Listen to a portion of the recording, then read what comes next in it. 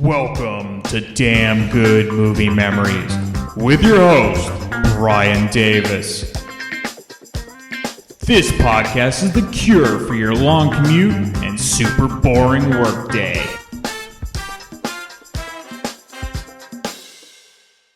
Hey, Hans, today is the big day. Give him hell, boy. Hey, I'll give it to him. We're counting on you. Hey, Mrs. Broniak, this face is on the case.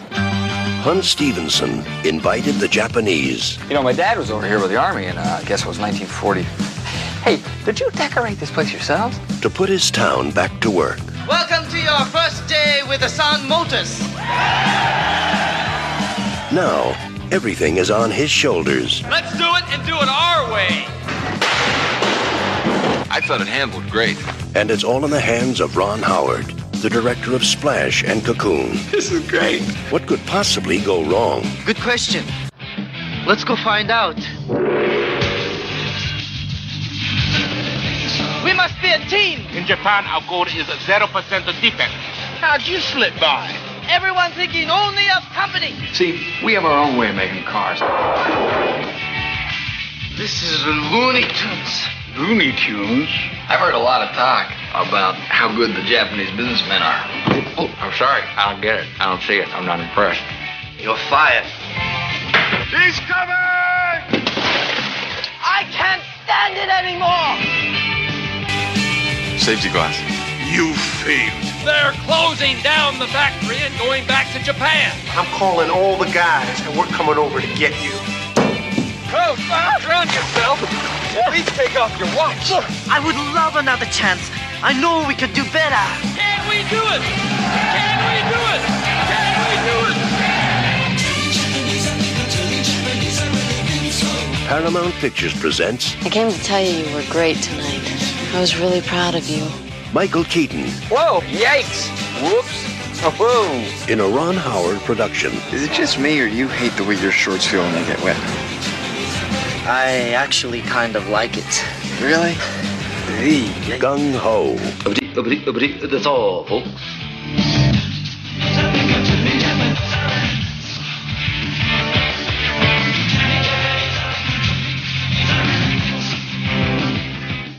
Hey there, it's Brian Davis, and for this week's episode, we're going to cover the movie Gung Ho from 1986.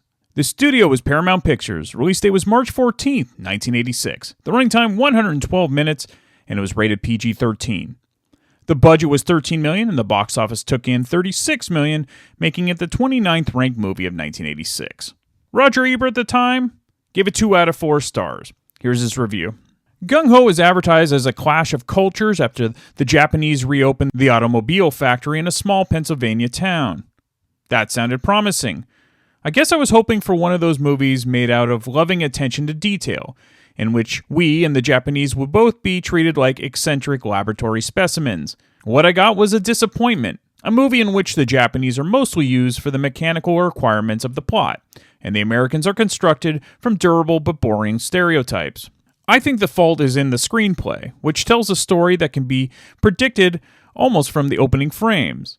The people who wrote this movie did not bother or dare to truly give us individual Japanese characters.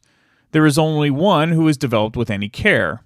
Nor did they think about how much a Japanese automaker might really impact a small American town. The movie feels more like an attack on labor unions than a clash of alien cultures. And the message seems to be that the American car industry would be as successful as the Japanese if our workers were willing to work for $8 an hour, 7 days a week, with unpaid overtime, just because of their patriotic pride. If there is life in the movie, and there is a good deal, it's because 2 of the actors labor manfully to create more than the script provides them. Michael Keaton plays the local workers' representative, the go-between who's supposed to represent management to the workers, and vice versa. And Gedde Watanabe plays the Japanese plant manager, a man whose oddball humor and quiet intelligence make him rebel against the home office. Watanabe and Keaton conspire to outsmart the owners and the workers to save the plant. And they also conspire to almost save the movie by adding unexpected twists and turns to the dialogue. They're good. The movie, alas, is not. As I was watching the tension develop, I got restless because, from what I read, this is not the way the Japanese run their auto factories in this country. Keaton and Watanabe give promise of what the movie could have been like. In one good scene, they get drunk together at a bowling alley, and Watanabe sings the company anthem while Keaton restrains him and reassures the patrons, he'll be back, folks, there's a midnight show. Keaton is a fast-thinking, wisecracking actor, sort of a young Jack Nicholson, who was good in Night Shift and is good again here. Watanabe is a more subtle discovery. He was the hapless foreign exchange student in 16 Candles, a one-dimensional role, but here he's funny, complicated, and surprisingly likable. He is an American whose Japanese accent slips all over the place before it is sort of abandoned at the end, but his character is believable in a sea of phoniness. The movie is directed by Ron Howard, whose last credit was The Enchanting Cocoon. He should have started this movie with a rewrite. And that's the end of Ebert's review. So while Ebert certainly was not a fan, I definitely was when I first saw this movie as a kid. Maybe the critiques that Ebert had weren't really important to me because I was more enthralled with Michael Keaton after loving his films like Mr. Mom and Johnny Dangerously. Keaton just had this natural charm about him that you couldn't help but love, and he was definitely one of my favorite actors in the 1980s when I was growing up. Now, as for Ron Howard, I covered another childhood favorite film that he directed, which was 1984's Splash with Tom Hanks, Daryl Hannah, and John Candy. Prior to that, he worked with Keaton on the hilarious comedy Night Shift, as Ebert mentioned, which starred Henry Winkler and Shelley Long. All right, let's get into the movie. So it opens in Japan as a number of men are screaming, with one passing out. We see Kaz, that's Gedde Watanabe, for the first time. We then see Hunt, that's Michael Keaton, and he's getting ready for a business trip to Tokyo. He lives in a small town in Pennsylvania, whose economy has been depressed after the auto plant closed 9 months earlier. The plant was the biggest source of jobs for the town. Hunt gets a ride to the airport from his girlfriend Audrey, played by Mimi Rogers. Now, the reason for Hunt's trip to Tokyo is to convince one of the Japanese automakers to open a plant in Pennsylvania. The whole town is counting on Hunt to deliver. A group of Hunt's buddies send him off, including Buster, played by George Wendt, Norm, and Willie, played by John Turturro. Back in Japan, we discovered that the place where the men were yelling like insane people was a seminar for management workers who have not been performing up to the levels desired by the executives of the company. It's more like a punishment camp than anything, and the workers are berated incessantly. Hunt arrives in Tokyo and spends most of the credits scene getting lost and trying to find Asan Motors, where his appointment is. He finally finds his way to the building and runs into Kaz, who is trying to plead his case to leave the seminar and go back to work to his superiors.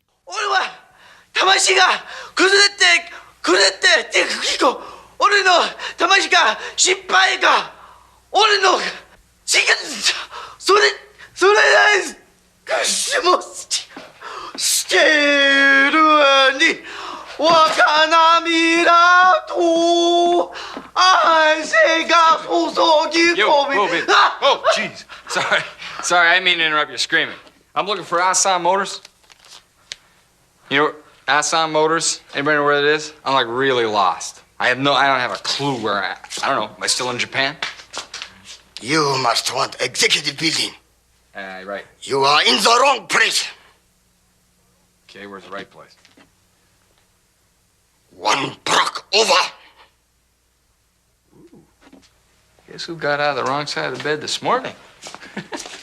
Hey, these are nice ribbons. Those are ribbons of shame. I'd wear them on the inside if I was you. Thanks a lot. Hi.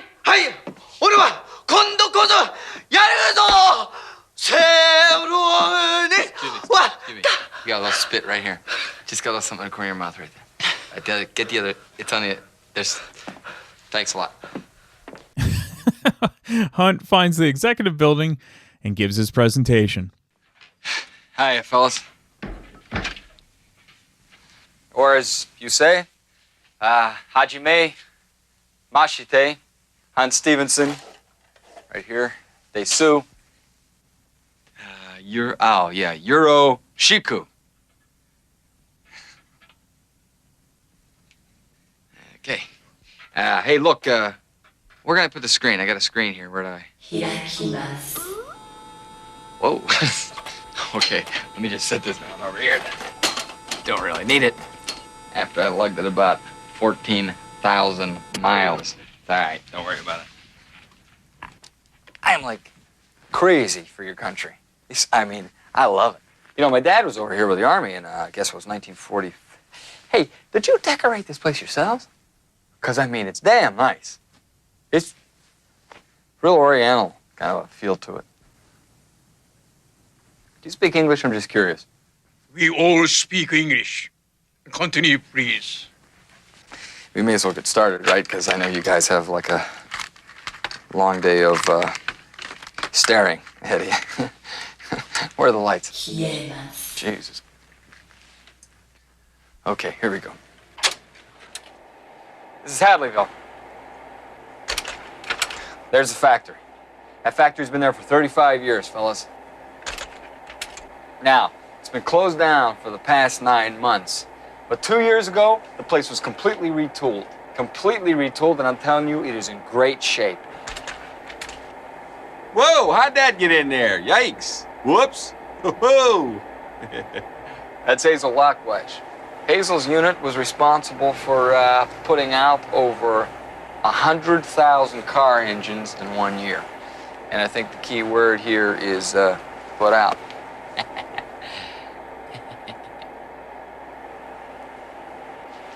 Putting out. Okay. This is, that's, can you turn the lights on? Thanks. Look, here's the deal. 2 years ago, the underwear factory closed down in Hadleyville, right? This was really like a bummer because, first of all, you could get underwear there really cheap. Good underwear, too. Not the kind, where the elastic comes out and rubs on your butt. Not that kind. Good, pure cotton stuff. That leaves the auto factory. Okay. Now, the auto factory then employed like everybody in town, all right? Everybody owed their living, one way or another, to the auto factory. These people worked hard, worked really hard. Then the factory closed. If you come over and open up that factory, these people will work harder for you. That's a promise. I'm telling you right now, this is a great town. These are great people, and I'm willing to do anything I have to do to get that town back on its feet. That's my story. I'm sure you guys have a lot of questions for me. So, go crazy.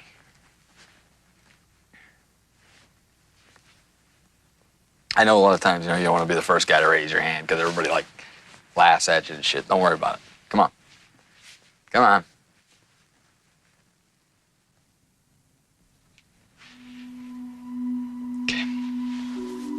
Okay. Well, that did not go well. Hunt's laid-back demeanor might work in the United States with a small-town group, but for Japanese businessmen, they want more professionalism, and Hunt basically blew it. Hunt arrives home and is picked up at the airport by Audrey, and she informs Hunt that more and more shops are closing in town. Now, Audrey works as a manager at a grocery store. Hunt knows he blew it and tries to find jobs outside of town, but to no avail. Mr. Douglas? Hunt Stevenson. I used to work for you, remember? I understand you're plant manager up there now. That's great. Congratulations. Yeah. Well, I tell you, I really like working for you when you're down here. Oh, yeah. Hey, how's Mrs. Douglas doing? So you never hear from her then? Termite man, huh? Yeah. Well, hey, I'll tell you the reason I'm calling. I'm kind of toying with the idea of relocating, And I was... Yeah, so I'd go through the local union up there, huh? Yeah, okay. Hey, how's that dog of yours, Rusty? That frisky little steamroller, huh? Hunt Stevenson. Yeah, no, Stevenson. Yeah, you know me. Huh? Yeah, we went to kindergarten together. Huh? No, not you and me. Me and your cousin, Hector. Yeah, he used to talk about you all the time during nap time. That's right. Right. Listen, Ed, here's why I'm calling. I'm the foreman up here in Hadleyville, right? And I understand you're doing some hiring down in the Galveston plant. Is that right? Uh-huh. Hey, I'll tell you something. I could jump in a car right now. I could be down there in like 29 hours. But shockingly, the next day, Hunt finds out from one of his buddies that the Japanese executives are coming to town to determine if they do indeed want to open up a plant. The entire town gathers at the airport to give the executives a huge welcome. Now, this was an era where you could actually get off the plane onto the runway. The first to exit the plane is Kaz and his family. The executives also take off their shoes on the red carpet laid out for them. Kaz gives a brief speech and commends Hunt for his presentation in Tokyo, which did actually convince the owners to open a plant in Pennsylvania. Next, Hunt meets with the team. Anybody home? Mr. Stevenson, what's a pleasure? How you doing? Door was open. There was no secretary. You said 2 o'clock. Hi. My name is Takahara Kazuhiro-san, Corporate Managing Director. Hi, yoroshiku. はじめまして。玉虫。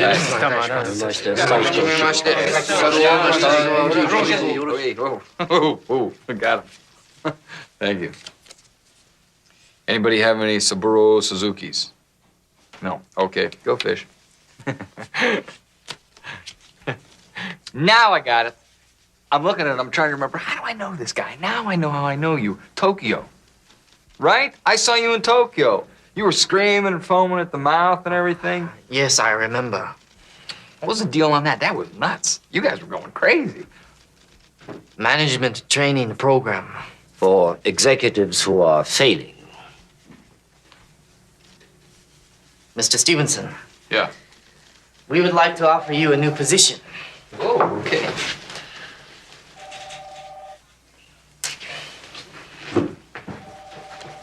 We would like for you to be employee liaison. Are you shitting me? That's great. This is an outline of our company's labor policy. We would like for you to introduce it to your fellow workers. Why can't we just run the plant the way we did before? I mean, we did pretty good. If you did pretty good, then why are you... Present our IDs. Do not be influenced by the fact that we are going to give you your first executive position with a very big raise in pay. No. Why would I? No, I won't be influenced by that. This is great. Assuming, of course, that the factory does open. Right. Well, I already assumed that. We did not. Can we count on you? Fellas. The frog's ass watertight.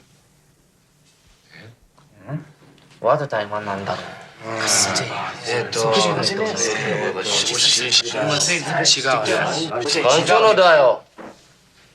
Yes, we believe it is. Looks like everyone is going to have to learn each other's cultures and sayings, but that's the least of Hunt's worries. At the local union meeting of the auto workers, the union rep is concerned that the workers are going to work without a contract, because that means the workers aren't paying their dues, and we know that's not going to fly for the union reps. However, to be fair to the union, it also means that the new company can push around the workers and pay them low wages, potentially. That being said, all of the workers simply just want to go back to work because lower wages are still much more than no wages.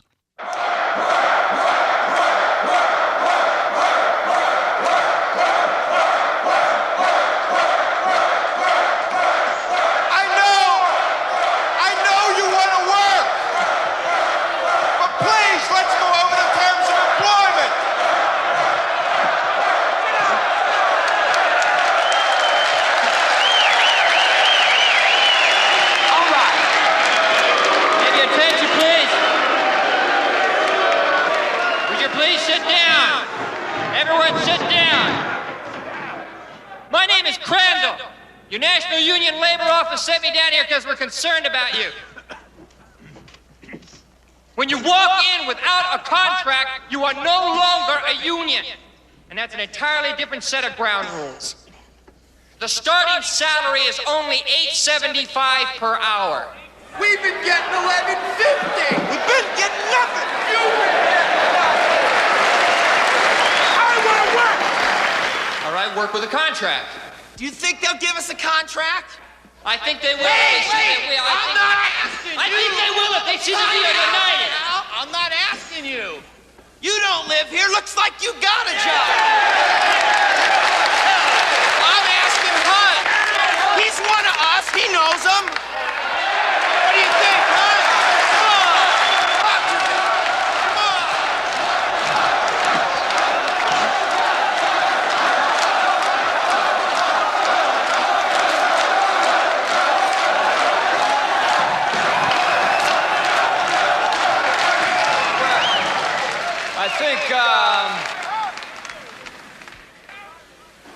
think, Hey, how many remember that high school championship basketball game over in Pittsburgh we played? Remember that kid they had played guard for Roosevelt Brickhouse? He averaged like 37 points a game. And if you'll recall, I was our best defensive player. Anyway, the coach puts 3 other guys on. Right? He rotates these 3 other guys, not me. Doesn't put me on. We go into the 4th quarter. We're down 5. These guys have all fouled out. And then Brickhouse has something like 32 points or something ridiculous, right? Now, coach pulls me aside, looks me dead in the eye, says, Hunt, now's the time, babe. He's yours. Take him. So I took him. Remember what he scored in the 4th quarter? Donut, babe. Nothing. Zip. Zilch. The point I'm trying to make is you gotta pick your spot. All right? Now look, I'll tell you something. We're very lucky to have the Japanese over here right now. We just gotta know how to play them. Let them make some shots. Give them some room. Then we make our move, all right? The game, boys, is won in the 4th quarter.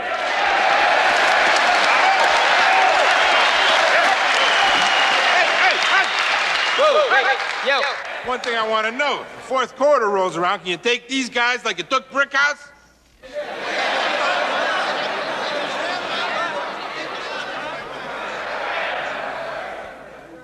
Yeah, I can take him.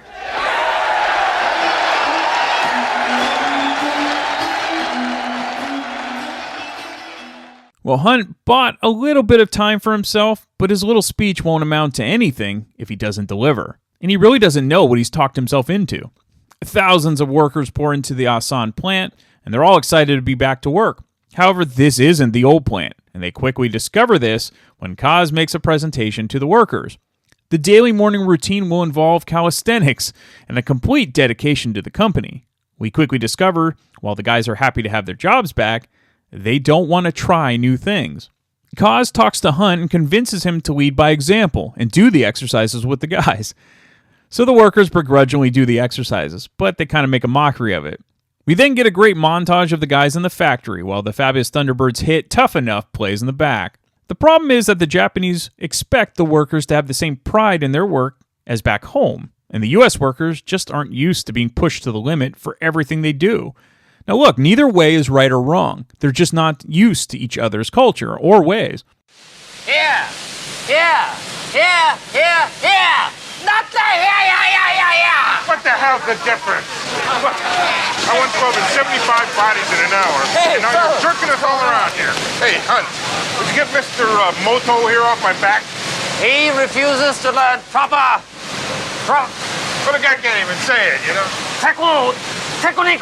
They're moving us all over the place here. Why can't we just do what we know how to do? Every man learns every job, then we are a team. No man is a special. Oh, yeah, I got the problem. Okay, come here. See, here's the deal on that. You're in America now, you know, and the thing is, Americans really like to feel special. Even him? It's go time! Wait a minute, easy, calm down now. Hey, look, why don't you just put everybody back where they belong? He belongs to Japan. There is one way to run this factory. One way. Is that so? Yeah, I got you one way. Ooh, relax, would you? Take it easy? Man, you want to let go of that now? Defecto. Oh, that's something for the dealer to worry about. You know, every car can't be perfect. In Japan, it sells defect. Worker is a shame. He stays the night to fix. In Japan, our goal is 0% defect. How'd you slip by? Googsman, what's the matter? He took my newspaper. Well, so what? You're gonna give it back to him, right? That's right. No, that is wrong. He said we can't take newspapers into the head. Hey, can you have the paper back? See, we encourage Googie to read. Hey, Hunt! Wait a minute. I gotta talk. Wait, Willie, I'm in the middle of something. Hold on a minute. I thought I gave you the afternoon off. I thought so. I cleared it with you, right? Right. Would you just give me a second, please? Wait, hold on, man. We're talking about something here, okay? So I'm going out, and they stop me. Who? The Rice-A-Roni Patrol. They say if I leave, it'll count against me. My kid is getting his tonsils out today. You know, he's scared. I know. I promised him that I'd be there. Okay. Hey, Googie, you're reading. It's good. Yeah. So what about it, Hunt? huh? Hold on a minute. Okay, thanks a lot. Good deal. I'll talk to you about this later, all right? No newspaper. Yeah, well, okay. We'll talk about it. Hunt meets with Kaz to talk about the guys' concerns. Hi, boss. Mr. Stevenson. Hey, please, Hunt, okay? Or the hunter. Go on. Can I help you? Yeah, probably. Probably can. Hey, how's your family like America by this time? I didn't ask. You know, speaking of your family, and I really can't wait to meet them, by the way. Have any of your kids ever had any surgery? What? You know my friend Willie, guy that works downstairs? See, his kid's going into the hospital to have his tonsils taken out. And Willie would really like to be there because he's like this super dad or something. I don't know. The guy just lives for his kids. But work suffers. Well, let's talk about work for a minute. See, I think I can help you out a little bit here. You know this zero defect deal? No? Nah. Work. You'll go nuts. Like I had a cousin, Mary Elizabeth. Whew. Checked out of the Hotel Reality, never to return. She worked. That's gonna happen to you guys. You know, you just cars. It's not brain surgery. So. I see what you're saying. Hey, there we go. Got that settled. Good. Load off my mind. Okay, now I just want to mention a few other things and then I'll get out of your hair, which looks damn good, by the way, and I'm not just saying that. Oh, thank you. My brother's a barber, and before I left Japan, he cut my hair. That's pretty interesting. Anyway, you know your number 2 guy, Sato? This guy, you know, doesn't work and play well with others, if you ask me. What is this stuff? It's a seaweed. Mr. Saito is not a typical Japanese. Yeah, well, I'll tell you something. I'd dump him. Really, if it was me, I'd lose him. Whew. Out of there. He's a nephew of my boss. Whoa. That could be tough, huh? Well, okay, then just get the guy to lighten up, because I'll tell you something, he's a real pain in the ass. See, we have our own way of making cars, and I really think it'd be better for now if you just let the guys do the jobs that they do best. I see what you are saying. Great. We're cooking. You know what? You're a guy I can talk to. How often? Hey, you guys don't play softball by any chance, do you? We play baseball, but I've heard of softball. You know what? We play in a Sunday league, but we need a practice game Saturday. You want to come over and play? What time? 2? Yeah, if we're not busy. Okay. We just play for beer. So do we. All right. Then afterwards, we pitch for distance. For us, it's accuracy. This leads to one of the more memorable scenes in the film, as the Japanese workers play the U.S. workers in softball. The Japanese team has complete uniforms and look like the New York Yankees, whereas the U.S. team is completely ragtag all over the place. It's such a great scene because the game shows the differences, not only how to play baseball, but also their work style. The Japanese team is all about precision and execution. They bunt often because the U.S. team won't bother to adjust their fielders. It does end up being a back-and-forth game with the Japanese team ahead 6-5 in the last inning. Hunt comes up with the bases loaded and 2 outs in the last inning. Buster is actually at first base, whose run means nothing. Hunt pops up the first pitch he sees to the shortstop. Buster, in an incredibly dirty play, runs over the shortstop to the ground and so that he can't catch the pop-up. Everyone's horrified by Buster's play, including the crowd of locals and wives. Now, Hunt apologized to Kaz, but it's a symbol of a larger problem with the U.S. workers and the Japanese executives. There's no compromise or no middle ground with styles. Neither respects each other's perspective. What the U.S. workers don't realize is if they don't increase production or the quality of the work, the plant will not stay open. This is only a trial period, which Hunt knows, but he hasn't shared with the guys. So Buster ends up having repercussions for his stunt while playing softball, as the guy he ran over assigns him to janitorial duties instead of on the line. However, even though it might seem like payback, the reality is Buster has more defects in his work and cars than any other worker. So Hunt has dinner with Kaz and a few other executives at Kaz's house to kind of discuss business. This is delicious. What do you call this? Meatloaf. You could not tell? Well, you know, I'm thinking to myself, this tastes a little bit like meatloaf, but it's too delicious to be meatloaf. In fact, Audrey leaned over and said to me, honey, can I have some of yours? What am I gonna say? No. You know, I love her. I'm gonna give it to her. Here you go, hon. There you are. Oh. Whoops, there's a little bit right there. Thanks. Sure. Are we ready for dessert? Oh, boy. Well, I am. In a few minutes, right now, we have a little bit of business to discuss.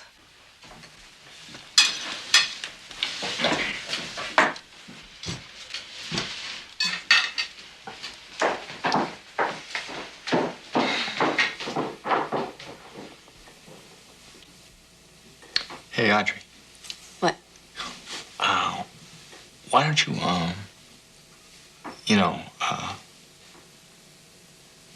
leave? Well, actually, I'm kind of interested in what's going on at the plant. Nobody minds if I stay, right? See? Mr. Stevenson, Yeah. Hunt, how do you think things are going at the factory? Honestly, Cuz? Yes, please. Not too well. See, you're stateside now, fellas, and tell you the truth, you're still acting like a bunch of Yokohama mamas. No offense. None taken. Can I be frank for a second? I've heard a lot of talk about how good the Japanese businessmen are. Quite frankly, I'm sorry, I don't get it. I don't see it. I'm not impressed. Not one iota. You're fired. What? No. You can't fire me. You'll go back on the line with the others. Whoa, wait a minute. Just explain this to me. Why? I do not understand American workers. They come 5 minutes late, leave 2 minutes early. They stay home when they are sick. They put themselves above company. Well, you seem to feel the same way as they do. Okay, excuse me, but explain something to me. When this was an American factory, production was up 10% higher than it is with you guys. Now, explain that to me. 10%? Yeah. In Japan, production in same size factory is 40% higher. With superior quality. That's impossible. How can you guys work that fast? Japanese worker is very loyal to company. He's very proud when company does well. He's ashamed when it does poorly. Like now. In Japan, when production lags, worker stays longer in factory. Okay, overtime. Hey, we can talk about overtime. Time and a half is standard. Now, they do not do it for pay. They do it for company. Yeah, but that's there. This is here. Gentlemen, this is an American factory. They're never going to go for that.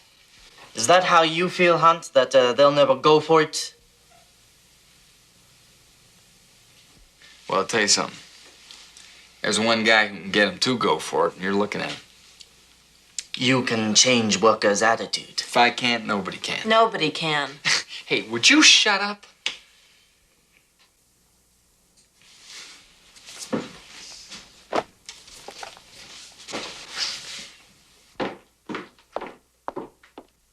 God damn.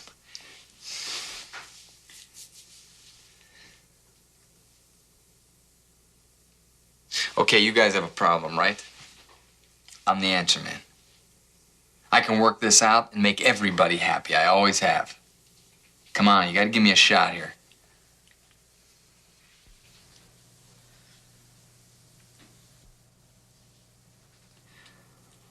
All right. We make no more changes for now. There you go. Yeah.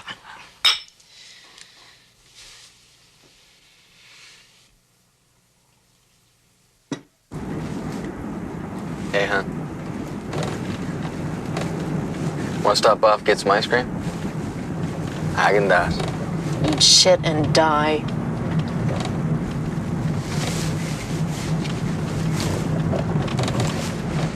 Hey, you having your period? Stop the car! God, how could you do do that to me? What? How could you tell me to shut up right in front of all those people, in front of your... Hey, I happen to be dealing with a rather delicate situation here. Oh, well, tell me. What are you trying to do? I'm trying to save some jobs. Well, the only job I heard being threatened was yours. They picked me for this job, all right? I didn't ask for it. Those guys need me. The guys need someone who's going to tell them where things stand, Hunt. They don't need some guy who's trying to make the winning play all by himself. It'd be pretty nice for a change to have a girlfriend who was a little bit supportive of me. Supportive? Yeah. Yeah, you're talking about some little chick who's going to sit there and go along with everything that you say. A parrot with tits. How can you bring Heather into this?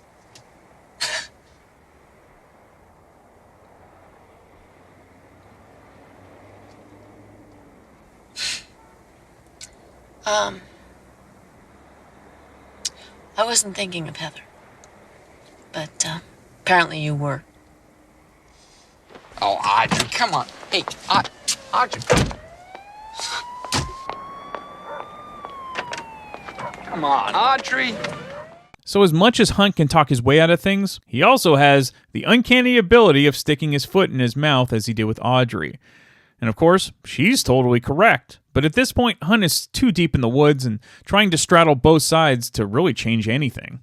So, how can Hunt possibly get out of this mess? Or can he? And what about Kaz? His career is on the line too here as well. Now, it's easy to just think of the side of Hunt and the American workers in this tale if you're living in the U.S., but Kaz has a lot of riding on this U.S. plant succeeding. If it fails, he fails, and he's done with the business. So you're just going to have to watch the remainder of the film to find out what happens. Now look, this has always been a fun movie for me to watch ever since I was a kid, and only Michael Keaton could have played this role. Also, Gedde Watanabe is so perfect as a co-star for this film. And if you haven't seen it, check it out. It's a forgotten gem in my opinion. And frankly, today in 2025, watching the film as an adult and working for a corporation and figuring out a work-life balance and figuring out that's kind of the key to life, it means more now. So you can see both sides. You can have pride in your work, but not at the expense of your life as a whole. And I think both sides show a good story here. And here's a funny scene with Kaz getting fed up with American culture in his own home.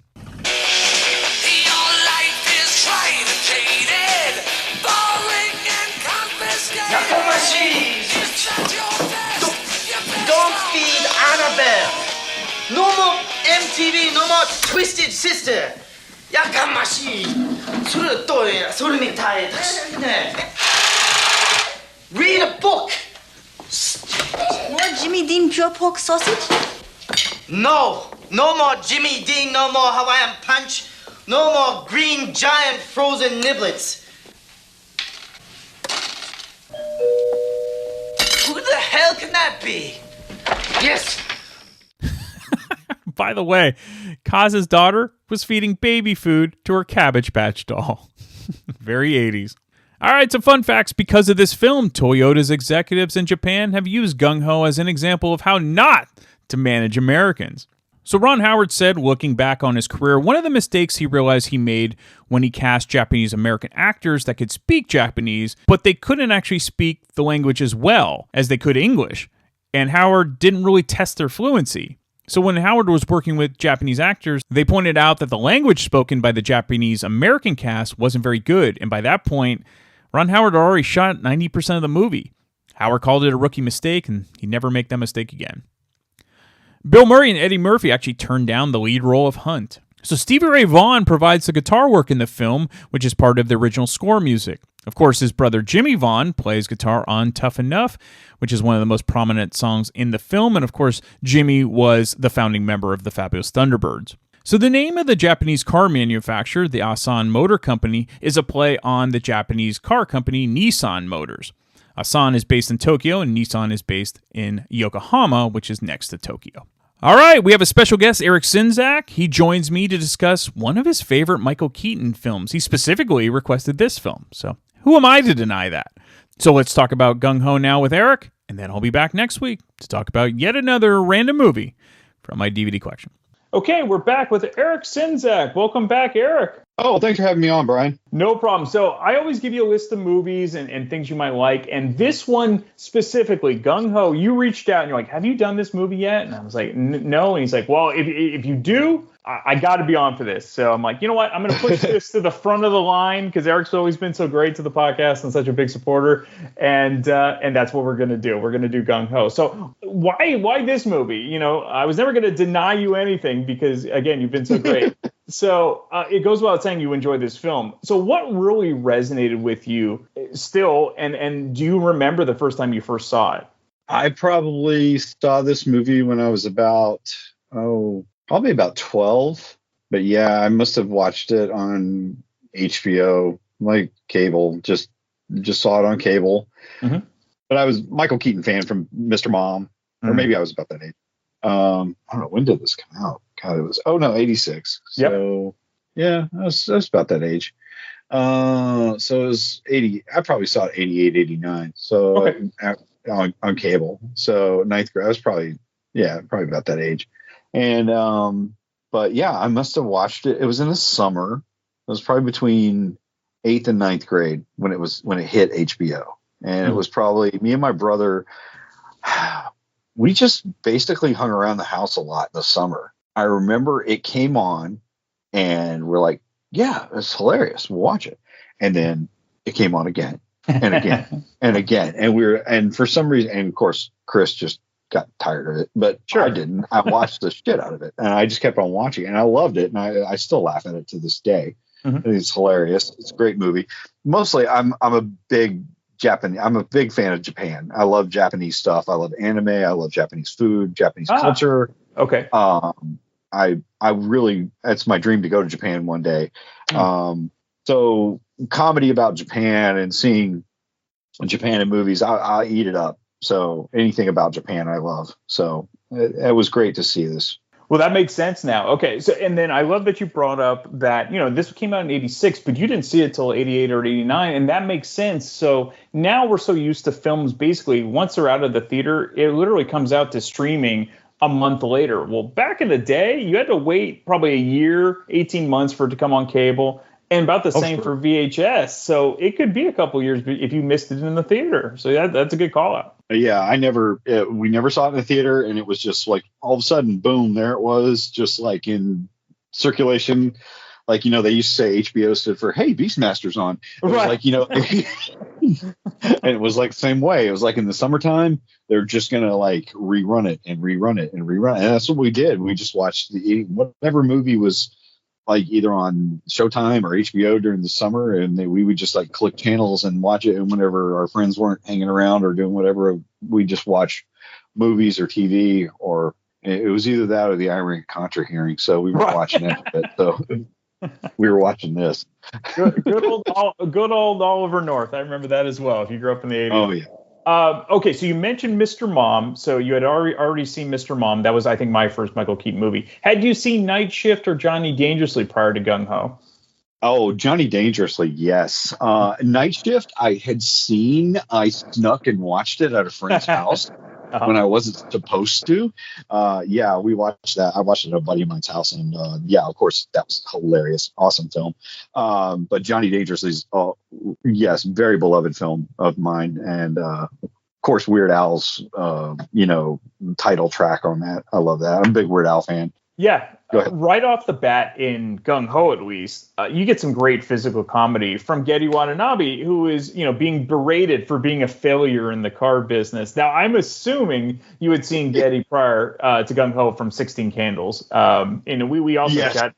Yeah, we chatted about his talent on the UHF episode a while back, too. So, yeah, what about Gedde was so good and perfect for this film? He's so physical. The guy literally just he acts with his whole body. I mean, his like just in the screaming scene, I mean the bending, like he arches his back all the way back and just like he's like balling up his fist and screaming all the way forward, like his whole body is just retching when he's screaming. I mean, like Gedde just I think he just fully embraces every scene, his characters, just you can like his emotions are absolutely there 100% for every single scene.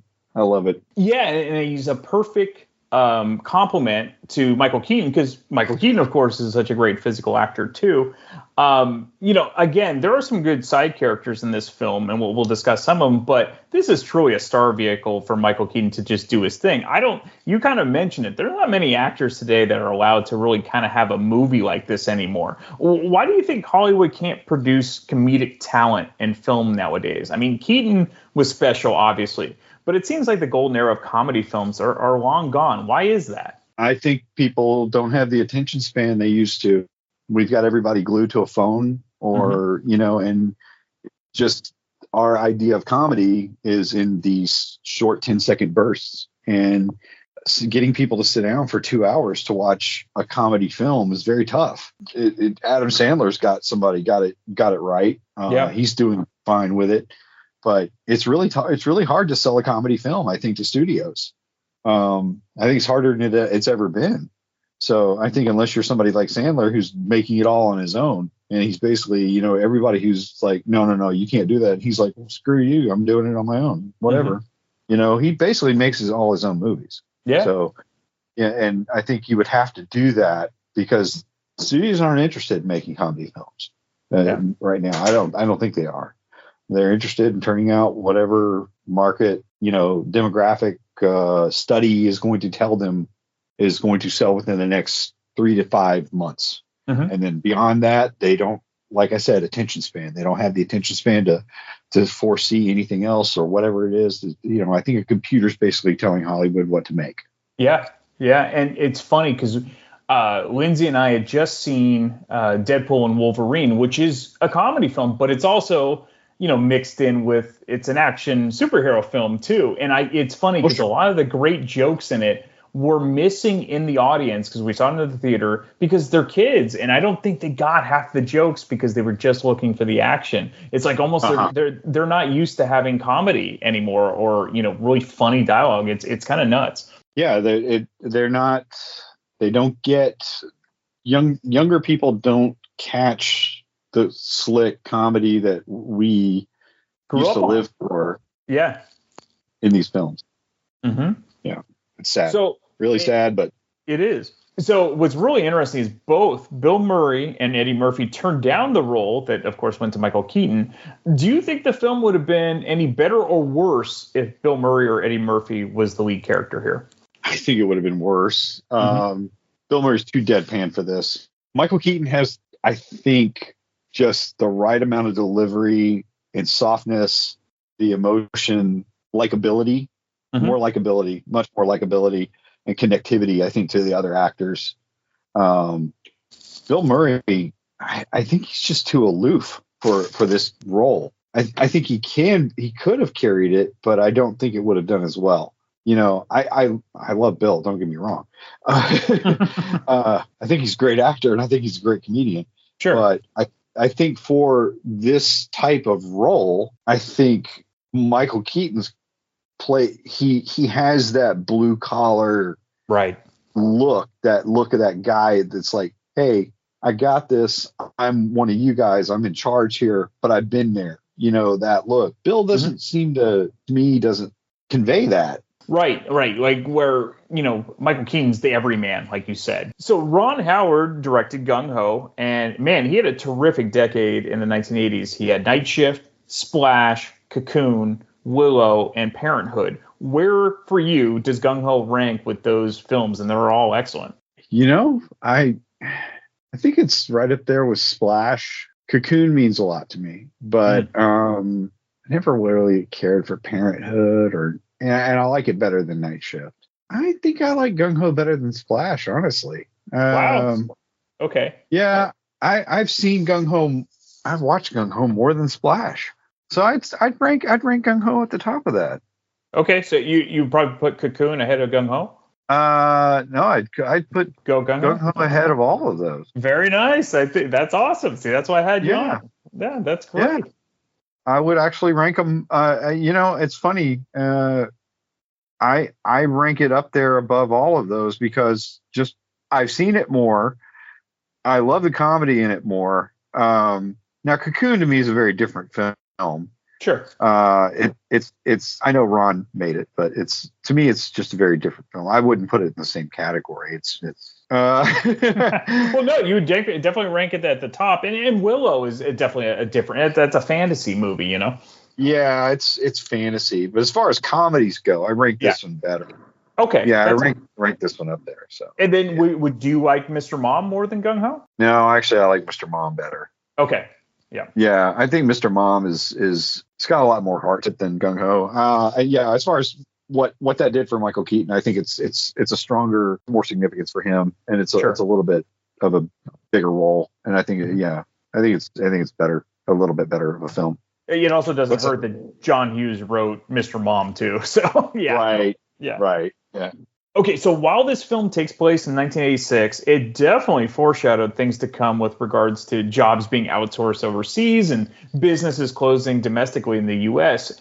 And, this film is definitely a comedy. We know that. But the theme of the story is still relevant and serious. How do you think the film handles the seriousness of that topic, and along with the main narrative of learning from both sides, both type of cultures' work ethic, between the United States and Japan? It's kind of interesting when you see it. Especially at the point in the film when they talk about them closing the factory and doing the walkout. Mm-hmm. That I think is probably the most poignant point in the movie. It's the most realistic part of the film. Sure. That resonates the most with reality right there, because I think the expectations of the real Japanese car companies coming to the U.S. were very different when they had the ideas of coming over here, and what our expectations of what Japanese car companies would be coming to the U.S. I think the idea changed drastically, and I think it's a great story and a narrative for reality. We have places like here in Tennessee, we have Spring Hill, which is like Nissan is here now, like Asan, and like Asan Motors, and right. But yeah, when Nissan came to Tennessee, to Middle Tennessee, and this was in the 80s when that happened, right. The late 80s, and we didn't know what it was going to be like having a big Nissan plant open up in the middle of Tennessee. Sure. And everybody was like, it's kind of strange, a Japanese car company opening up a big plant in the middle of Tennessee. Mm-hmm. So it was a very similar story to what's going on here, but it was pretty much Japanese executives came in and they had already had an American team that knew how to run it. And it was pretty much just an American company, just happened to have a Japanese name. So more to the point, back to what you were asking me, basically, what did this really foreshadow what happened? Is that what you were saying? Yeah, I think it did. Yeah. Yeah, and how both sides learned from each other. You need a Japanese work ethic maybe to be successful, but maybe not as, for lack of a better word, as gung-ho about your job, because there is more to life than just work too. Yeah, and I think that's what they took away from when they came here. I think that's really what it is. And I think I don't think we would have Japanese car plants in the U.S. right without them understanding our mentality. And I don't think we would have them working here without us knowing that production levels that they were expecting were going to be so high. So I think you're right. It did take a lot of give and take. And I think our workers had to get on board with them, and they had to get on board with us. So, but I got to tell you, I think the Japanese, they probably enjoy American stuff. I think they really do. They like Western stuff. So, they like our way of life in a lot of ways, even though they come over here, they probably think, hey, it's comfortable. We don't have the same pace that they do over there. That's right. A lot more pace, and it's quieter, it's calmer over here. So I bet you they enjoy it quite a bit. Well, you bring up a great point, and I'm going to ask you some of your favorite scenes, but I'm going to give you one of mine, which is I love the scene towards the end where Kaz's family really starts to become more Americanized. And the kids are like jumping around like G.I. Joe and everything, and he's getting sick eating Jimmy Dean pork sausage, and he's like, and then the wife's starting to get used to that too, and it's really it was hilarious because if you're here long enough, you're gonna wherever you are, you're gonna develop habits. So that was a great scene. He said no more green giant frozen niblets. Exactly. So good. That's one of my favorite lines from the whole movie. Yeah, you're right. Yeah. He's like, "It's no more G.I. Joe." Yeah. Kid running around with a rifle. That's right. Yeah. Yeah, you're right. That was one of the, it's true. They got Americanized, so it's going to happen. You know, they go too far one way or the other. So that's right. He has to learn to find a happy medium. What were some of your other favorite scenes from the film? I like it when John Turturro's character was his name? Was it Willie? Yeah, it's Willie. Yep, he's always wearing the Pittsburgh Steelers helmet, or I think. Yeah, or the Pirates. Yeah, I guess it's when he has to take off work for his kid. He said, you know, and he has to go talk to him. So it basically came down to where Hunt had to go tell him, you know, he's got to go. His kid's got to have his tonsils out. He had to go tell Kaz he's going to take off time. I can't remember if he say he was fired or if he was going to dock his pay or whatever it was, but it was like the first instance that Hunt really stood up for them, you know. And I like that scene. That was a good scene. That scene, and then I guess it was there's quite a few scenes that, and then of course the scene where they're all working together, putting the cars together. Oh yeah, at the end. At the end, and then it's like when they're inspecting the cars, and he opens the hood, and he looks, he's sitting in there, he slams the hood on his head. Yeah, he's like, this one's defective or whatever. He walks off. Don't send that one out. Yeah, that's right. No, I love it. You mentioned John Turturro. There's some great like side characters. George Wendt, of course, Norm from Cheers, and Clint Howard, of course, had to be in it. So there's some great side characters in this too. Oh yeah, some really just people you wouldn't expect, but you know, and Mimi Rogers is in it. The cast is tremendous. The Japanese cast is really good. Yeah, the Japanese actors are wonderful. Very funny character, very funny actors, you know. But I thought all their performances are great. Yeah, it's just a lot of fun. The bowling alley scene. Oh yeah. Oh, of course the softball scene. Oh, there's a lot of good stuff. I'm glad you brought up Mimi Rogers, because I tend to wonder if parts of this film were cut a bit in favor of different plot lines, because specifically it doesn't seem like the relationship between Hunt and Audrey, it doesn't seem really fleshed out. It may have been in the original script. Do you think there was stuff cut from that? Because she's kind of in it, but she isn't. Absolutely. Yeah. You don't see her much until he's in real trouble. Yeah. Yeah, until it's after the park where there's like the mayor tells him, you know, you were the man who saved Hadleyville. Right. And it's not, you're the man. Yeah, you're the man who killed Hadleyville, and I'm gonna be the man to kill you. You know, right. And then it's like, yeah, and then it's like he puts his head in the cannon, and she comes to console him. You know, as after that scene, you start seeing her more, but it's like here and there. You know, after Kaz is walking on the bridge, you know, she's driving the car, and then you see her there. But you're right. It's like maybe 4 or 5 scenes throughout the whole thing. They're having real interactions, but it's not like you're wondering what is their relationship. Yeah. All the time. Yeah. Okay. To wrap up, how often do you revisit the film? I know you watched it countless times as a kid, but how often as an adult do you go back to it? I wish I could watch it more, but you know what? I actually looked the other day, and it's only on. It's for rental, so on streaming. I don't own it. I should own it. Yeah, absolutely. That's one I'll probably I need to buy it. So next time I'm digging through the DVD bin, and if I find it, I'm buying it. So good. It's not on Blu-ray. I still have it as an original DVD. But this is why I still purchase films, because, you know, I don't want to be solely reliant on streaming, and the only way you can do that is by owning it. So if you love it, you gotta own it. I gotta own it. I'm gonna have to buy it. If you know, that's what I did with Kentucky Fried Movie. I had to own it. Yep. And I literally, there was a DVD Blu-ray house in Indiana or something like that, and I ordered it. And I was like Ralphie at the mailbox waiting for his decoder pin. Every day I'd go out there and look in the mailbox. Ovaltine? What? Yeah, seriously. Crummy commercial? A crummy commercial? What? Yeah.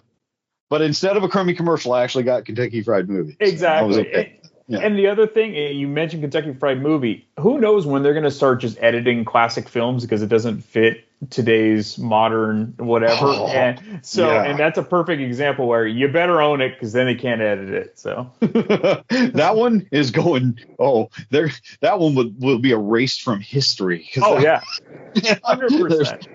Everything in that film is naughty. Oh yeah. Today's youth, they might just melt right in front of you with some of the scenes. Yeah. They couldn't handle that. They'd be completely offended from start to finish. I know, which is why it's such a good movie, because it goes. Oh yeah. There. So even then it was taboo, and that was like 1977. So. Oh yeah. I mean. I can't even bring up what was on it. No. All you have to say is all I got to say for the listeners. Yeah. All I got to say for the listeners is if you have never seen it, just find it, rent it, watch it, or do something, get it. Oh yeah. So. Just the Daredevil scene alone. That's all you got to talk about. Yes.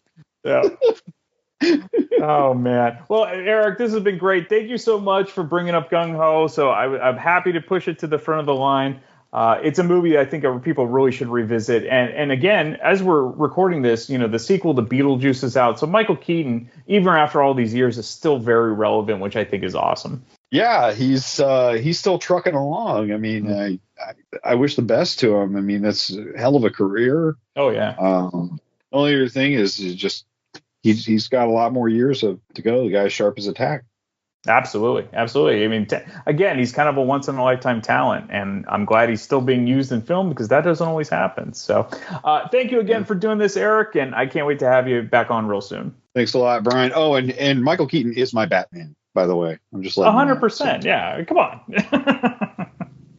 Thanks again, Eric. Okay, man. Thanks, Brian. Have a good one.